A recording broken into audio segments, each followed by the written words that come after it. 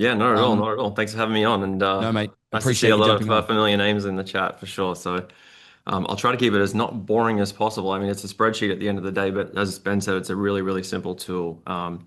Original concept of it was created by myself and a lady called Diana Cole, awesome, awesome agent in San Francisco Bay Area, where we kind of stumbled upon some data that suggested for sold properties that suggested that the highest price per square foot and highest price overall also correlated to the lowest days on market, statistically and on average. The reason that we kind of worked this out, I went through this data, was really to try and provide a different angle in a very competitive listing situation. We knew we were competing with a very, very predominant agent in San Francisco, and we just thought, well, let's just go in and try something different to see if it provokes a different result. Because chances are we might probably not going to get the listing because we're not doing anywhere near remotely close to the business that this other gentleman was, at least one of five other agents that we're competing against. We ended up getting the listing through it, but also adopted this spreadsheet and this tool to then really help us to, secure auctions as, I guess, in a business development role in the Bay Area in excess of $250 million worth of property. So not to say that this spreadsheet got us there, but it definitely helped us secure a lot of auction properties and also changed some agents' thinking and delivered enough value to them enough to want to do more business with us. So how I use it now in a normal agent capacity, not so much in the auction role, but still very adaptable to auction and can create a great conversation around that, is to set list prices, to monitor how our campaigns are going, and also to potentially get price reductions. And we'll go through that here in more detail, but I'll share my slideshow if it's going to work. And I'm a little bit rusty on the Zoom here, guys, so please forgive me if it works. But hopefully you can see this screen here. Ben, can you give me a thumbs up if you can see the slide here? Yeah, mate, looks good. Absolutely. Perfect. Perfect. Awesome. So active competition study, as I call it. At the end of the day, it's a spreadsheet, but how it boils down and how it's presented is really the effectiveness of what we're trying to achieve here. So the purpose of it really is to be able to actively engage the seller in the listing campaign and ensure that effective communication towards the best possible result. Because I mean, the number one complaint that we get from sellers as agents, and we've heard it our entire careers, is communication or lack thereof. In a tougher market, especially depending where you're listening from, I would probably argue that most areas are at least dealing with some sort of level of competition or at least struggle or slow market conditions. This is a really cool way to get the conversation happening and have a repeated conversation around price and actively sidestep your opinion of value and deliver facts instead. So, thing that I've got on the screen here, don't get caught up. This is something that after my experience in multiple markets in different countries as well too, is really having to adapt to different markets, understand that things are different, agent opinions are different, especially agents that have been around for a long time. They get caught up in their own ways or old ways, being nimble and having a different approach, thinking outside of your normal modus operandi is the way to be. I've always challenged my thinking, especially with the auction platform, and especially now being in my own agent effectively. Um, Really just challenging my thinking because we can get so caught up in our opinions of value, our experience in one particular area that we think we know best, and sometimes the data and buyers and results prove us wrong. I get it wrong every day too, but end of the day, all we can do is suggest things based on our experience or based on the data. So just want you to have a think about not getting caught up in your ways and opening your mind up to something a little bit different. Very, very simple concept, but it takes a little bit. And what I would say is, in order to challenge yourself with this, do this exercise, and we'll go through it. But do this exercise with a property or a specific area or location that's outside of your normal market area that you don't really know, as long as your MLS actually covers that area, because then you can pull the data properly. But go outside of your normal area and do this exercise so that with hand on heart, that you actually don't know that area, and see what results different. What basically your sold data opinion looks like for value, and then do this exercise and see how it differs. It's going to give you that comparison. So, in my opinion, I'll die on this hill, but I think the sold property data can be really, really powerful, but it also doesn't capture everything that we're trying to achieve with at least this tool or this exercise. The beautiful part about the sold property data is that it shows you the potential value, and obviously historic information, what properties transacted, right? I'm not telling you guys anything new here whatsoever, but it's not going to show you what the current market behavior or buyer engagement is going to be. It's old news, it's historic data, it's stuff that happened in the past for a particular reason, with a particular buyer at a particular time, with particular needs. It's definitely going to help you to paint that picture of the previous results or what might be able to be achieved in that area, obviously. Um, but also if it's applicable and certain areas are going to show differently, but more often than not, you will generally find that properties that sell for the highest price or the highest price per square foot usually are correlated to lowest days on market. So you're able to use that information and extrapolate that to paint that picture of evidence to a seller to suggest that, hey, if we're going to achieve the highest price possible, we ideally need to do that in the shortest amount of time, right? Through buyer competition. How do we do that? Effective pricing strategy, right? All this information is helpful, absolutely.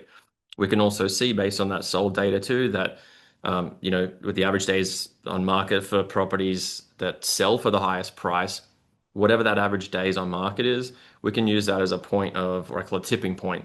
Basically, if we know that we're on the market and we're past that average days on market, we're going to get less and less money for every day that we're on market or every week that we're on market. So we get to paint a pretty clear picture of whatever that average days on market is for those best results in history.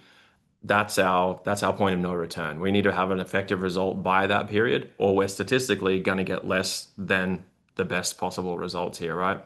Um, no denying sold data has its purpose, absolutely. But what we're talking about today here is active property data.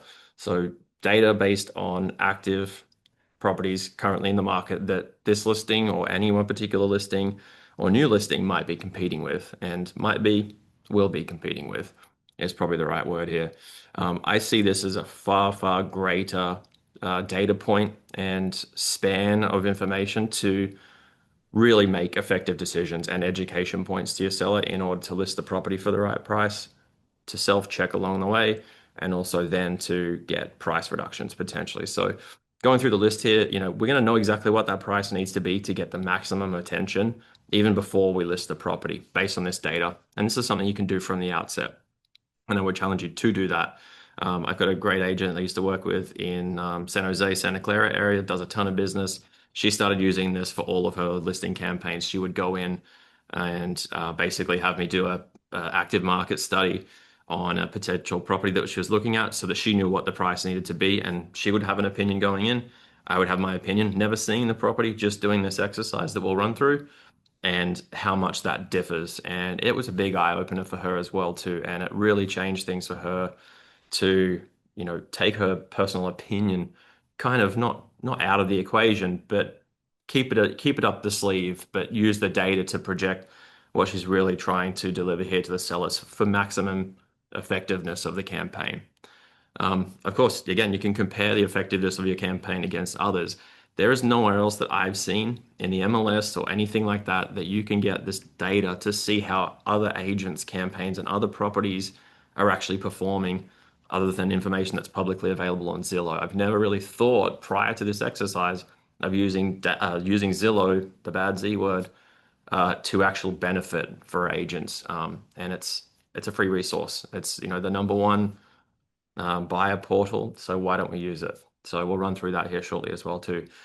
Through the same data, you can see the engagement, the viewership, or what we call attrition or fall off, meaning those who have viewed it, have they shown it, or have they saved it, or have they passed on? Moved on to another property. We can see if we're getting really good engagement, really good viewership, but we're getting low saves, we're getting low showings and no offers.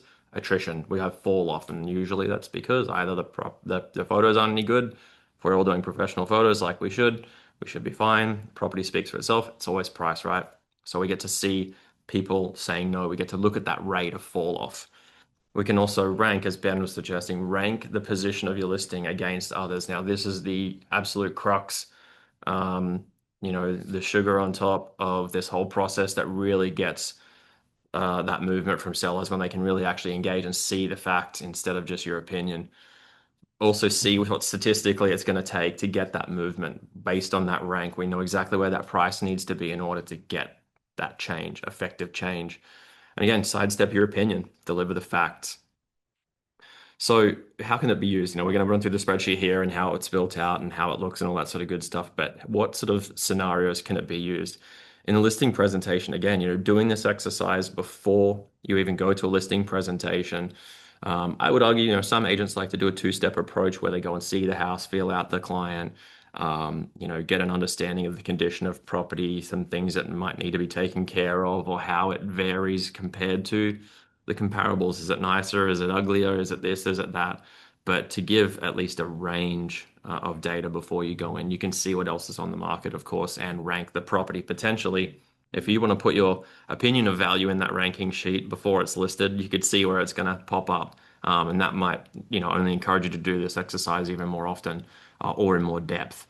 But, knowing exactly where the property needs to be priced at, even before looking at it, in order to get attention in that area is a huge, huge, huge bonus. And I promise you, not many agents are doing this, if any. I've done this similar presentation to agents in the past, especially in the Bay Area, hundreds of agents in a room, or over 100 agents in a room, and no one put their hand up that they're doing anything remotely close to this. So really great pre-listing thing, and especially planting the seed as well that you're going to be doing this along the campaign to keep in touch with them and keep them updated on how the listing is tracking is a huge value add. I know a lot of agents aren't tipping themselves into saying, I'm going to give you weekly updates, I'm going to do X, Y, and Z. Obviously, you have to, engage and actually do these things. But this is a real value add in a listing presentation for a seller, in my opinion, when they know that you're going to be self-checking along the way and making sure that we're correcting the course of action as we go to get an effective result.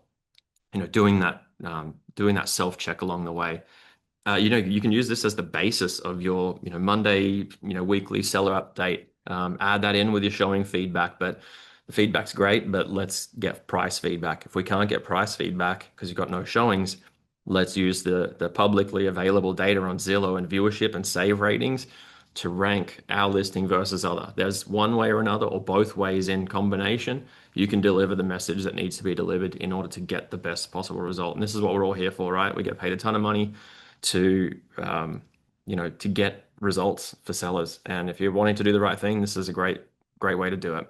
During the campaign for a price reduction, same exercise. Use that data in combination with that tipping point. As I said, looking at the previous data of the sold comps, the best comps in that area, the best properties that sold for the highest price in the shortest amount of time in that area, whatever the average days on market is, that's your tipping point. Use this exercise again as you lead up to this tipping point to rank the property, see where it's at, know exactly where it needs to be to create effective change, and have that conversation. Prime the sellers with that understanding that this is going to happen. And if we're going to get the best possible result, this is the conversation that needs to happen. So how it looks, let's switch screens over here, and I'm going to be interested to see how this actually looks. I might need some help here, Brady. I can only see your PowerPoint at this point, mate. So you got to exit. You got to press the exit button. Stop share. Yeah. No, no, Here we no, no. go. Just the yeah. Yes, you Perfect, just got to perfect, get out of the perfect. presentation mode. Fantastic, fantastic. All right, here we go. Yeah. Let's pull this up. So There you spreadsheet. go. Yep, perfect. Perfect. Thank you. Spreadsheet. Boring stuff, right? Basic bare bones. You could make this look as cute as you want. You can make it look as simple as you like. You could dull this down if you Did wanted you to, say but I think cute? Did you say cute? Was that no, cute? no, no. So you can make it as elaborate as you want, as dumb as you want, simple as you want. I guess probably pick your audience. If you've got a client that's really analytical and things like that, you probably want to keep it a little bit more to the point. If you've got someone who's a little bit more visual, you may want to make it look a little bit nicer. But this is basically the framework of our spreadsheet. I've got all the algorithms, or at least the sums, the auto sum stuff in here. But basically, how it looks is. And I do this for each property, right? I just use this as a template. I'll copy it and duplicate it for each listing. So obviously we put the address in at the top here. We put the criteria in. Obviously everything in red is what's going to need to be filled in. And you would do the data point as of the same day. Do it all at the same time. Don't come back to it. Don't miss days. Just do it all in the same day. And the data at least is fair and accurate. And what we're trying to do here is get, at least 8 to 10 properties that we can fill in the details here for and start to rank them. So I'll do this exercise here where we flick between screens. So basically, we need a subject property for one, and you'll have to use your MLS, of course, to do that. I would go ahead and broaden the range a little bit more than you normally would for your comparative, sold data, just because at the end of the day, if you're in a market where inventory is lower, buyers are still, interested in looking. They're just going to look further out. We worked with a lot of buyers last year, predominantly with buyers actually. Did more buyer business than listing business, which is kind of an anomaly for us. But um, we know that based on the searches that we send them through our MLS and they look at their own stuff on Zillow and Redfin and Realtor.com, they're looking at stuff out of their original area that they suggested to us. They want to be in this pocket, but then all of a sudden they'll send us listings outside of that. So let's put that buyer's cap on and put that radius a little bit wider because we know that buyers are looking further out, especially first-time home buyers. If they're in that price range or in an area where that's really prevalent, then you need to go broader. But make sure you get enough data here. You could do probably 5 to 6 at a minimum, but then your ranking is just not going to be as effective and show that drastic difference the way that it needs to really portray. So basically here, we need to collect the data, and we'll go through that here in just a second. But what we're showing here is each panel here is ranking the properties by a different means. So for this one, we're going price lowest to highest. Obviously, the yellow highlighted section is what we're really trying to deliver a message on, or at least talk through at each one of these ranking panels. So we'll put all the addresses in, all this sort of stuff. And this here is what we're going to pull from Zillow. But as we put all this data in, we just slam it in to begin with, and then we'll sort it by price, lowest to highest. Obviously, the lowest price listings are probably going to get more views. The higher price ones are going to get less views, and that will correlate, and it'll start to make sense once we plug the data in. And on the right-hand side here, I'll usually put a link to the listing so that when I'm actually presenting this, we can actually click through the listing and do this on a laptop with a client or on an iPad. Then they can actually see this, see how the properties differ. And I'll put notes next to those as well too. Hey, this has got an extra bathroom, or it's got a really nice yard, or a deck, or it's got a view. It's backs up to a main road. Positive or negatives as to maybe how the properties will differ from the subject property, just so you can come back and reference those later. And I'll just do it at the top one once off. But it's nice to be able to show them, because if you're just showing addresses on the page, it doesn't really mean anything. You want to really get some engagement here and run through this with the client, with the seller or sellers. Next thing here, days on market, pretty obvious and straightforward. We're just ranking that from lowest days on market to highest days on market. Effectively, we're going to have lower days on market properties are going to have, or properties with lower days on market are going to have higher view per day and save ratings, of course, because they're simply newer to market. They're getting all the attention. They're at the top of the search results. They're getting all the hot property hits. Next one's going to be price per square foot. Pretty straightforward. Again, lowest to highest. What's going to look like a better deal at lower price per square foot versus a higher price per square foot. And then current viewership performance. We could also rank by price in general. I mean, that price is the first one, right? But you can flip this and reorder it however you like. But really, we're starting to paint a picture here of our ranking of our engagement. So here we've got current viewership performance per day. And this is what we're going to get into and how to collect this data here. This is really what's going to create a conversation base as to how we're performing, how the listing is performing versus the competition. And this is stuff that's not available on MLS, or at least in our MLS or any other MLS that I've been experienced. If yours does, happy days, you can pull this information from that and use this instead of Zillow if you like. But I guarantee you Zillow is getting far more hits than your MLS is, and it's going to get you a much broader data set to use and be able to paint a much clearer picture because it's got more data to extrapolate from. Views per day is VPD, SPD is saves per day. Now, Zillow will only capture the last 30 days of information, and I'll show you how that looks too once we flick over to that screen. But as we have properties with lower than 30 days on market, of course, you have to divide those views per day by the number of days on market it has been. If it's over 30, of course, you can only divide it by 30, but the algorithm here is already set, or the sums are already set to do such. Makes it a bit easier. Of course, you can screw up the data and screw up the formulas here, but if you keep a template, you'll always be able to fix it up and understand the math around how that actually sums and auto sums. But again, we're trying to paint this picture of performance, listing performance. And then again, we can rank that off what I call a trend. So even if it's got lower days on market, based on the views per day and saves per day, if we then go off the average of the total of all of our competing properties here, we can find out what the average is, and anything above the average is doing well. Anything below the average is not doing well. And if we sit even at a few days on market below the average on the trend, we get to know with just a few days on market that things aren't going as well as other listings. And that's a problem, especially if we're a new property to market, and we're getting lower viewership per day, even in a property that's been on the market for 30 days plus, we're trending in the wrong direction immediately. And that's a really heavy hitting exercise to do for a seller as well too. Week one after the first open house, perhaps we can really get into this straight away. You don't need to wait 2, 3, 4 weeks to get this data. You can do it from day three, in my opinion. So how does it look? How does it work? I'll run over here and I'll pop open my other. I'll pop open my. Here we go. Let's share this screen. Sorry, guys, I'm a little rusty on the old Zoom. That's right, mate. Just the saves and the likes on Zillow. It's funny, like from a comparison perspective, to spend the time to do that. How long does it typically take you to put this spreadsheet together, mate?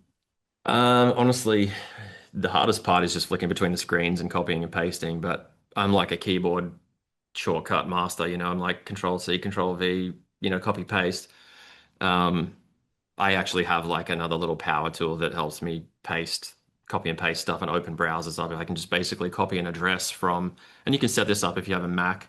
I don't know about PC these days, but there might be like a power tool or a shortcut uh, or things you can set up through the shortcut apps where basically if you highlight text and you press a certain keyboard command, it will open up like Google and automatically Google that Yeah, address. yeah. And chances are the top three listings is going to be the Zillow listing. Yep, yep. Um, but yeah, totally. I mean, even if you did it the old school way, just copy and pasting, it should take you no longer than an hour to do this.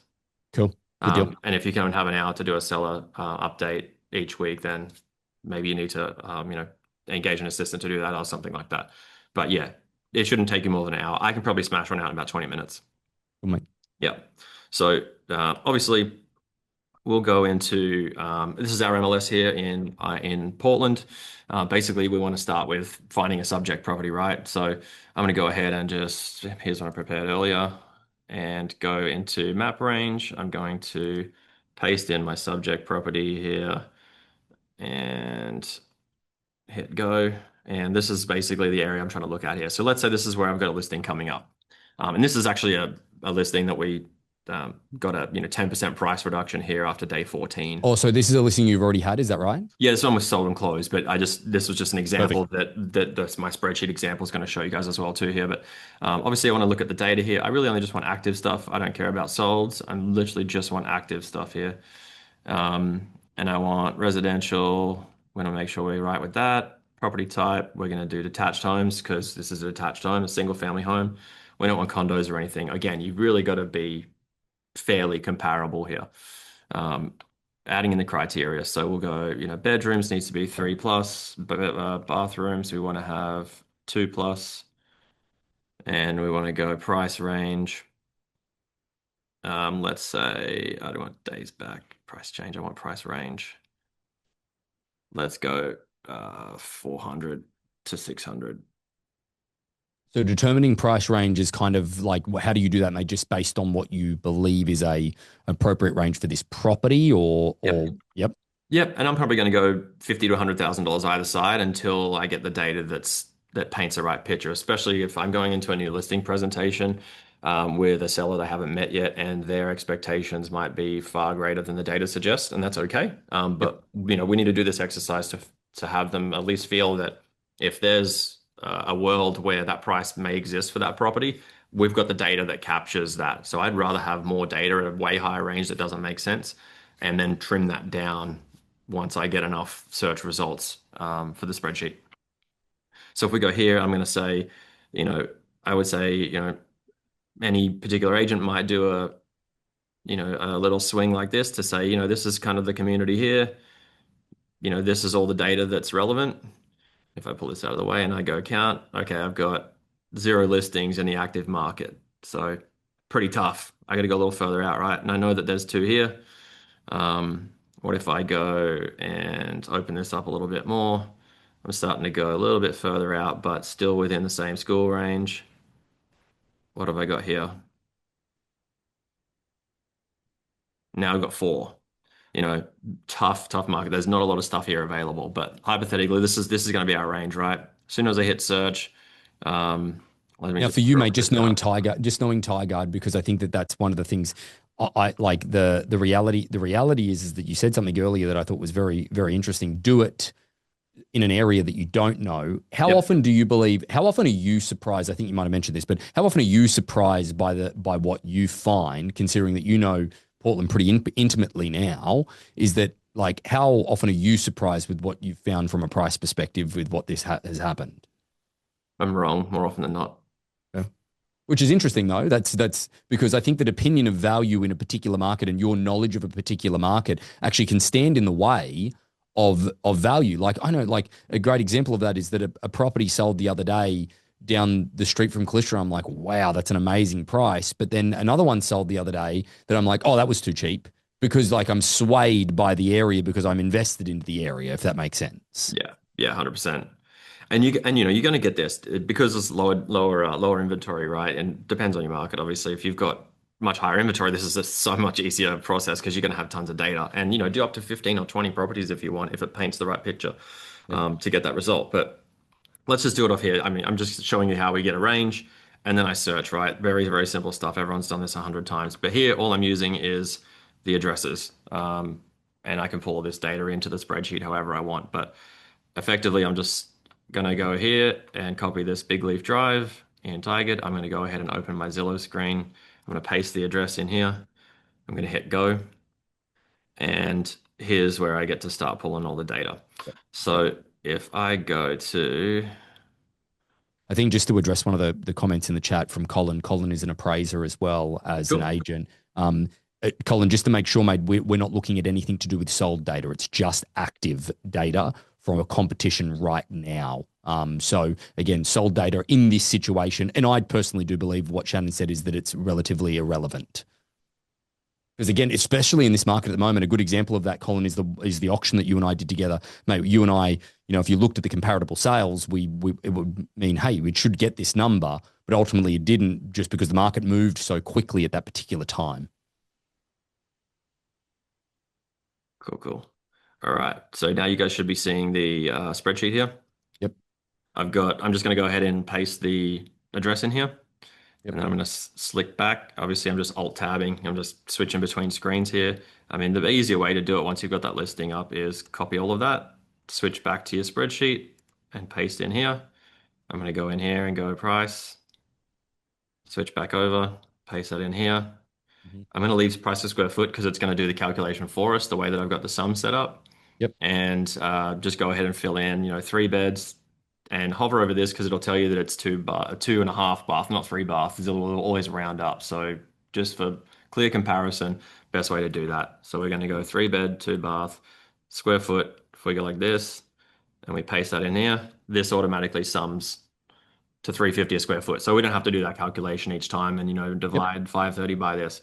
Days on market. If we scroll down here just a scooch, we got 89 days on market yep. just here. I'm going to copy that, switch back to my other screen, hit that in there, and then views. This is where the fun part starts.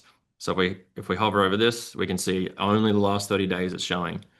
I'm going to copy this, switch back to my other screen, hit the views in there, switch back, do the saves, rinse and repeat, hit that in there. And now what I'll do here is I'll put the link in, I'll go back to the screen, I'll go up here in the bar and I'll go cut. Because it's important for them to be able to look at the link and compare the property and all of that type of stuff as well, mate, isn't it? Yep. Yep, absolutely. Especially when you're presenting this with a seller, because you can they're just looking at details and data on a page. It means nothing. Whereas if you Yep, can open up this link and we can yep, say, well, hey, this is actually pretty cute. This has been on the market for 89 days. It's had a ton of views. It's got lots of saves, but it's been on the market for nearly 3 months. You know, hey, a pretty cute home. What's wrong with it? Nothing. You know, maybe needs some carpet, whatever. But if yep, it's arguably nicer than our potential listing or our current listing, we've got a yep. problem. This house is going Yeah, to sell before us. yeah, So perfect. that's where we get the data. This is it's that simple. Ignore Yep. this. This is BS. Obviously, it's an algorithm. Yep. But if you even if you want to use Zillow to do a search first, use it like a buyer would, because a buyer's not looking in the MLS. You Yeah. can copy the MLS number here, make it real simple for yourself to just go patch that into MLS and pull up the data on the back end if you wanted to. Yep. But long story short, rinse and repeat that for all of this, and then what you'll get is something like this. Haha. I was about to say, mate, we've Here's got what I eight prepared minutes. earlier. You're the man. Good. So, we're not going to do that for each one. Obviously, we run out of time, but this is how it looks. This is how it looked for our client at 11 days on market. The blue highlighted line here, line 16, for example, is the subject property. This is where it ranked. Once you've got all this data in, basically, you can go ahead and highlight it and use the sort and filter buttons here, do a custom sort, and sort it by price tab. The next one, do this on this one, do it by days on market, and copy and paste the data basically each way. This will automatically give you the average price for the area, yada yada yada. So So, mate, can you can you use this spreadsheet here? Because this is awesome that it's fully completed. Is that can you use this to tell us what the conversation was with your client for this one? yeah, Again, I'd love to just see how what like give me like I'm the seller of this property. Let's you and I have a conversation, which I'm listed at how much, mate? yeah, we're at 589. Okay, 580, 580. Yep, Oh, so okay, right. So yep, sorry, you've yep. already So okay. 11 days on So this is market. Yeah, okay. So 11 days that on that market highlighted. at Yep. 589. Yep. Yeah, Okay. 589. Okay. Perfect. So I'm yeah. ranked number 9. So let's talk. Let's go through the conversation that you'd have with me as a client. Yeah, absolutely. I mean, obviously prefacing that this is a, Yeah. Yeah. seller update, yada, yada, yada. We've gone to the effort of capturing the active competition data, seeing and ranking where everything else is at, obviously, and prefacing it's on Facebook, it's on Instagram, we've boosted the ads, it's everywhere on MLS, it's everywhere it needs to be. We can tell that everyone is seeing the property, it's all showing up in the right places, everything's been done. The photos look great, we agree, perfect. All right, so now we're getting into the data here because we don't want to have any issues around that we're not doing enough. Our campaign isn't effective. Our marketing isn't effective. We need to be Yeah. in XYZ magazines. But yes, Yeah. Because let's let's get the brass tacks. one of the most frustrating things that could happen in one of these conversations, mate, is that you present this information to them and they're like, "Well, Shannon, you're not marketing it correctly." And again, just to be clear, is the seller has no idea what they mean by that comment, Yep. but the reality is that you don't want to give them a position to leave that information, right? Yeah. Yeah. Everything that can be done and that's effective for the marketing campaign has been done and Yep. is continuing to be done. So Perfect. now it just comes down to the competition. So based on 11 days on market, which we're actually only the fourth freshest listing out of 9. And obviously since we've launched, there's been 3 new properties come to market since. But what we can see here in the first tab is that we're actually the highest price in the area by, a pretty good margin here. And a property that's 400 square feet bigger than us. Um, they've Oh, been on the market. that's pretty, like, again, that's pretty confronting for me as a seller. Yeah. Yeah. Like, I'd be like, oh, hang on, but then I'd need to look at that property, and if that like at the end of the day, that's 400 square feet bigger. That's an issue. Yeah, it's 130 dollars thereabouts cheaper per square foot. It's been on the market for, well, just over half the amount of time that we have, but it also has more views than us. Same save Mm, rate. mm.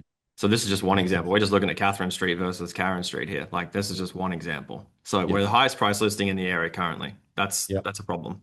That's We a might be the problem. Yep. nicest looking, but how do we That's a justify problem. the value difference here of, $89,000 for a property that's got, even let's say here against Meadow Street, another bedroom and it's bigger square footage and lower days on market, and it's also got higher views and saves than us.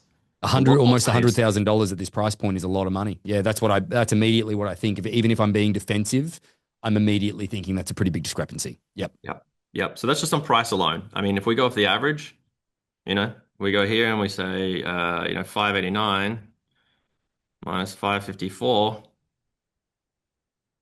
we're $35,000 above the average price point. Yep. Okay. Easy stuff. Days on market, we're ranked fourth.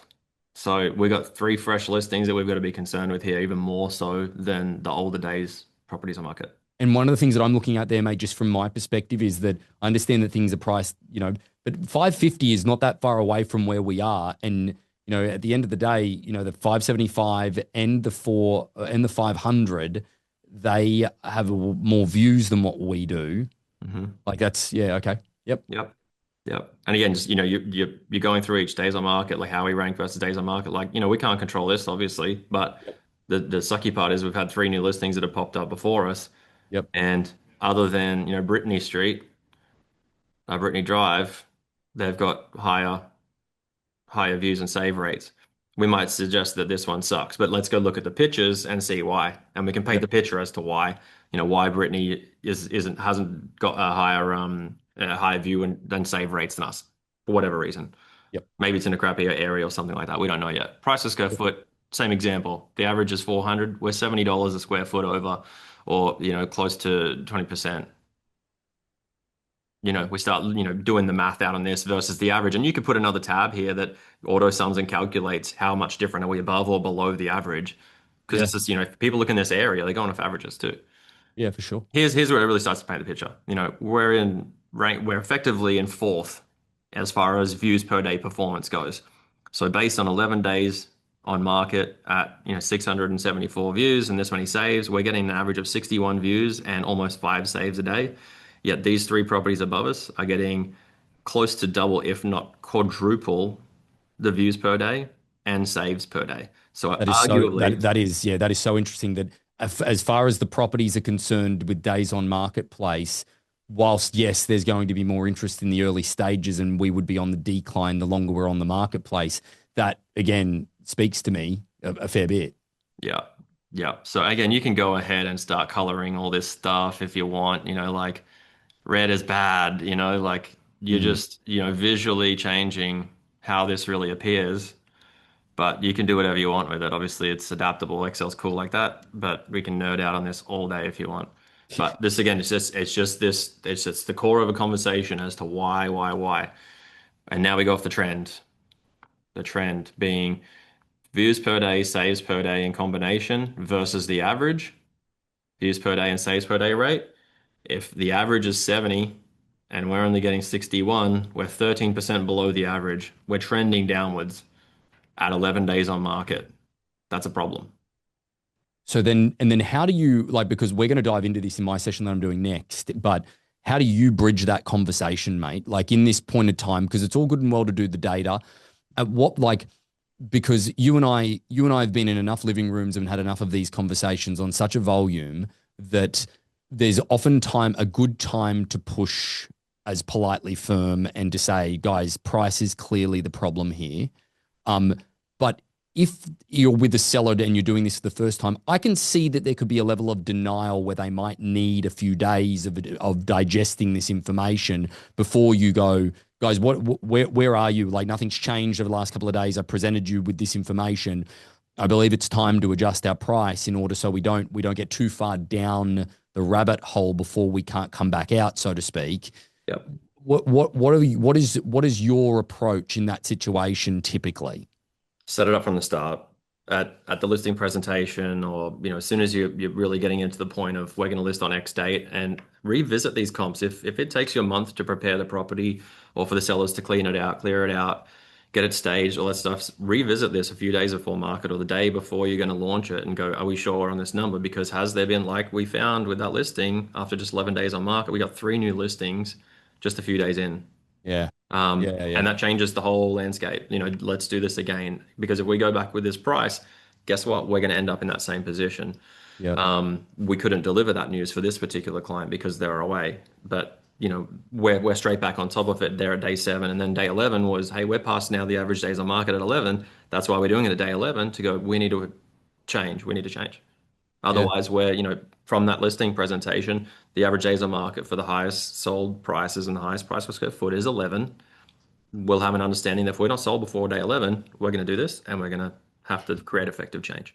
Yeah, it came like, again, just the different parts of where my brain activates with this is that like the use case of this came straight into the factor of that this would be perfect to get a price reduction. But realistically, like you just said, you should be using this from the very beginning as well and saying to Mr. and Mrs. Seller at 589, we're going to be ranked number 9 in our marketplace at the moment, just as long as you're okay with that to begin with. I'm not saying that you probably should push back a little bit in the beginning about that, but sometimes process of elimination, as you know, mate, needs to happen. And they need to go through their first 7 days on the market at that and understand that we are lagging behind from a view and a save perspective in order to then see that, right? Yeah.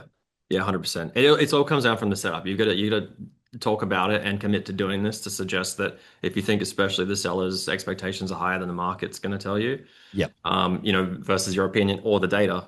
Um, Setting that up from the start, knowing that we're going to have these conversations. And I really just, my thinking around that is, take my sales hat off, and it's not about, I need to get the price reduction because I need to get it sold so I can get paid. The point is getting the result.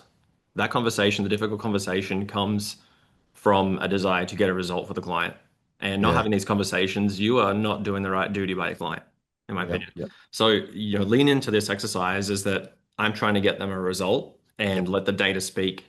This is a combined effort here. We both are understanding the market and the competition because I have an opinion of value, but if I'm not buying it, we learn from yourself, mate. It doesn't matter.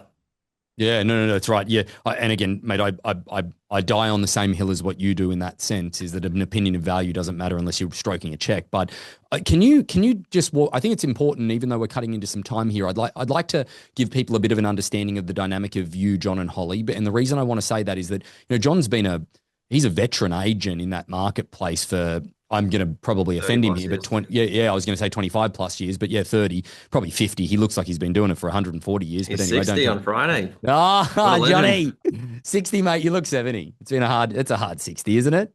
Legend. He knows I love him. He was giving me shit before about not wearing a tie. Anyway, he's never put the Harcourt's tie on, I don't think. The interesting part about that though, mate, is that is that um John's been doing this for a long time, and I think that if there was anybody that would be difficult to convince of this strategy based on him, I don't know anybody else that would know the market better than him or Jen or a few people in that office. He's obviously really lent into this strategy as well. Could you just talk me through that? Like, because it's one of those things that a few people would be thinking, oh, this is too much effort. I don't want to use it, or I don't want to do this. I know the market well enough that I can look at this and whatever it is. I know John's pretty adaptive, but was there some pushback from him in the beginning? Like how did you come to the notion of all of this with him, considering his experience? Honestly, he's great. Like, he's one of these people that will, at first, if he doesn't understand it, he's like, well, it makes sense if you can show me, and it Yep. makes sense. Let's use it. You know, Yep. um, I'll lean into little things like, he'll put age of property. Age of property is important to him, whereas me, I could care less. And I know that buyers aren't using age of property or that year built in their search parameters almost entirely unless they're looking for new construction. Yeah, that's fair. Which in our market is few and far between unless it's infill or certain areas, but predominantly it's resale. So in my opinion, it's like, well, that's a factor, but I don't think it's a factor for comps, and buyers aren't looking that way. They'll factor into their decision, but you know, it's just being adaptable. So I say challenge your thinking. Like even if you're set in your ways, like take all the variants and like go broader with the data and see what it pulls out. If it doesn't make sense, refine it. But you're better off having more data because you've got more points to talk about and delivering a better message to your sellers so they can make a better decision, period. It's not Yeah. about I want the price reduction because I want to sell it so I get Yeah. paid. It's about let's get a result, get off my Well, books for the next. I think that speaks though, because like John being an agent for over 30 years, well, it made too much sense to be able to argue with, and at the end of the day, not to say that he would have, but I just mean I think that's the same process with your sellers as well. Is that it makes too much sense that you can't really argue those points, or maybe they do argue it, but then you can bring it back to them again and just be like, hey, clearly our ranking isn't changing, or it's getting worse, or whatever it is, or like it would speak that week on week that you had to add more properties in because more's coming to the market and we're being de-ranked even further. So I think that there's a lot of way you might feel that this is a little bit finicky folks like to actually go and do and back and forward. But I just think the impact of what Shannon just showed us, where the property is highlighted and the ranking of what it is, it really spoke to me when he did it again for us on the podcast. But mate, anything else to add as some final comments and things? I really do appreciate you going into this and sharing it. Sorry, just before I move on, there is a link that you're going to provide us where I think it's $10 for them to get to get it. The Hardcore's format. peeps I do it for free. Anyone else, Oh, okay. the Anybody format, else has to pay. I appreciate that, mate. That's yeah. good. Now you can just reach out to me anytime. I'll put my email in the chat here if you want it. I'll send you the Oh, mate, spreadsheet, or I that's it. can send it to Emily, and you guys you can send it out with your recording. That's fine. No, that's awesome, mate. We Yeah. really appreciate that. And If you want me again, to thank do it you. for you though, if you want me to do a one-on-one, I drink scotch and I play golf, so we'll call it that. There you go, mate. Again, thank you so Yeah. much again for joining, being part of the Harcourts family for a very, very long time. So, mate, again, I really do appreciate what you've done today, and just very comprehensive stuff that people can definitely put into action right now. I think it's very useful in today's market. So, again, thanks, buddy. Of course, yeah, anytime. See you Thank guys. you, Good mate. luck at there.